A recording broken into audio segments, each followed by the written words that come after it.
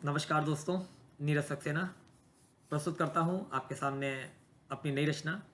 सर्वप्रथम वाणी और वीणा की देवी माँ सरस्वती को श्रद्धा नमन करता हूँ। सभी श्रोताओं की उपस्थिति को हृदय की गहराई से नमन वंदन अभिनंदन करता हूँ। एक छोटा सा परिचय। किसी ने पूछा कवि हो कविता लिखते हो। किसी ने पूछा कवि हो कविता लिखते हो तो बताओ किस विधा में लिखते हो। मैंने कहा तुकबंदी कर अपनी सुविधा में लिखता हूँ। मैंने कहा तुकबंदी कर अपनी सुविधा में लिखता हूँ। मैं मौजी हूँ, कभी उल्टा कभी सीधा लिखता हूँ। मेरे लिखे को कविता में मत परिभाषित कीजिए। मन का भाव लगे तो बस वाह वाह कर दीजिए। मन का भाव लगे तो बस वाह वाह कर दीजिए। मात्र 30 सेकंड का समय लूंगा और अपनी कविता आपके सामने प्रस्तुत करूंगा, जिसके लिए आज मैं आपके सामने उपस्थित हुआ हूं। कि एक तरफ 1200 वर्षों का संघर्ष और लड़ाई है। एक तरफ 1200 वर्षों का संघर्ष और लड़ाई है। रक्त रंजित इतिहास और शौर्य गाथाओं की परछाई है। 6 लाख से ज्यादा लोगों का बलिदान है और सरहद पर जान निछावर करता हुआ वीर जवान है। दूसरी तरफ 1 अरब 33 करोड़ का प्रजातंत्र है।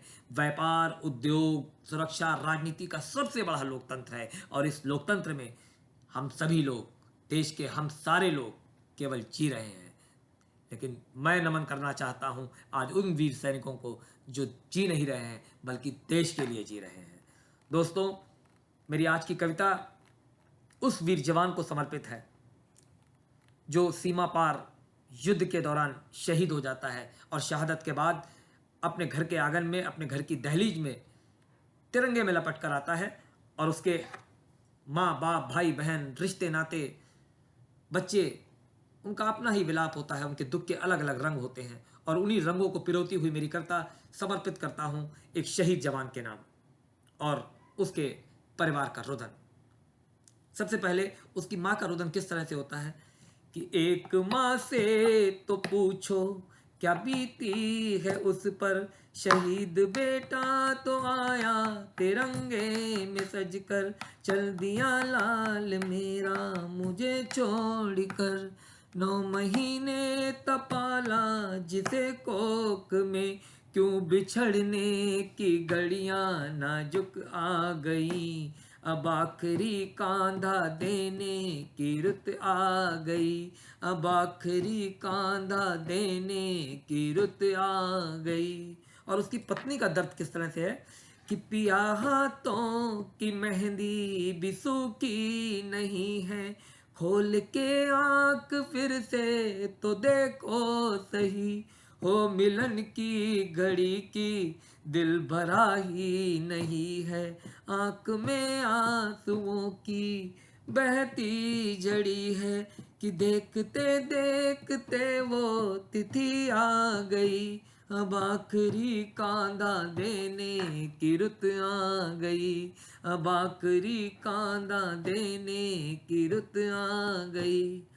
उसकी बहन का रुदन कुछ इस तरह से है कि थाल कुमकुम का लेकर है बहना खड़ी, बांधू राखी में कैसे भैया अर्थी पड़ी, मौत बनकर ये देखो क्या विधि छा गई, अब आखिरी कांधा देने की रुत आ गई, अब आखिरी कांधा देने की रुत आ गई।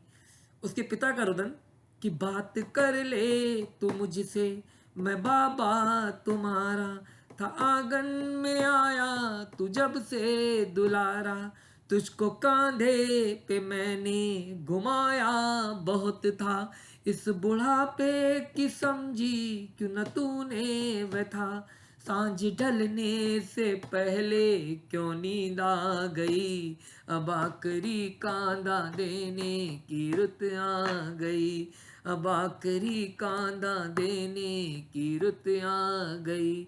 शहीद का भाई कुछ इस तरह से कहता है कि भाई कहते थे तुम अब कि जब आओगे, टूटे घर को तुम मिलके ही बनवाओगे, अपने बचपन की बातें तुम दोहराओगे, साथ मेरे कुछ दिन रह के तुम जाओगे, क्यों तिरंगे में लिपटी सूरत आ गई, क्यों तिरंगे में लिपटी सूरत आ गई, अब आखिरी कांधा देने की रुत आ गई। आखिरी बंद उसके बच्चों का है।